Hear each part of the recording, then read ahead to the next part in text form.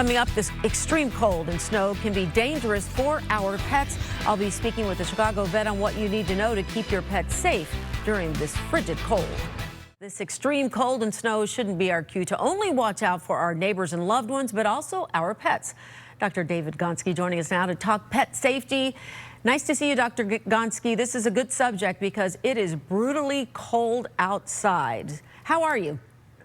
I'm great. It's good to see you, Sylvia. Yeah, okay, so let's talk cold and pets. How long should our pets be outside in these bitter temperatures? And are they just as susceptible as humans to frostbite and these other conditions?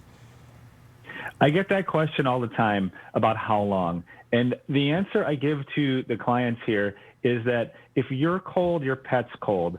And some breeds like Malamutes and Huskies, they do want to be outside more now. It's their time of year. But for most dogs, they're acclimated to the inside. And I tell everyone, keep your walk short, go to the potty, come back in, let them sit by the fireplace next to you and be a couch potato. This is not the time that you have to go to the dog park and get them all the exercise in the world, because pets are susceptible to hypothermia and frostbite just like people. Okay, so let's talk about what we can do to protect them. So should they all have coats? Should they have little booties on? Should we put something on their paws? What do you suggest? You know, you just took the wind right out from my sails, Sylvia. But yeah, you know, some dogs are fine with nothing. They have the proper hair coat, etc. But most of our dogs are used to being inside.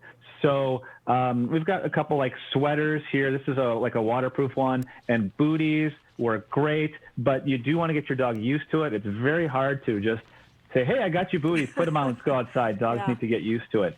The other thing is people use something called sled dog wax on their dog's feet to keep the ice and salt melt off. That's what you want to do. Okay. If you don't use anything, that's fine. When you get back inside, use a warm cloth or a baby wipe to get that salt off of your dog's paws. Yeah, make it quick. Okay, and I have to say, I thank you for talking about trying the booties out before you go out, because they don't like them at first. You're absolutely right about that. And then finally, there's a reason why you're sitting there with red flowers and it looks like some brownies. Valentine's Day is a concern for vets. Why is that? It's a concern for vets because pets get into things. Dogs, cats, they eat things. So chocolate, toxic to pets in different levels. The darker the chocolate, the worse it is. Lily is extremely toxic to cats, so we want to stay away from those. And then if you have in your home alcohol, marijuana, we want to keep that away from our pets too. We're seeing more and more marijuana toxicities in our pets. Wow, what kind of problems does that cause? You've seen them in emergency situations?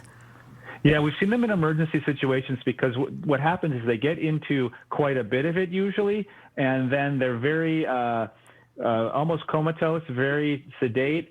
They lose bowel and bladder function, and we need to nurse them through it. They also lose their temperature very quickly. So, yeah, we want to get them in when they get into a lot of it. Okay, all great tips. Always good to see you. Dr. David Gonsky, what's the website people should go to learn more about you and get more information? WestLoopVet.com. Okay, great. Stay safe and warm. Good to see you. We'll hope to see you soon. Have a good one.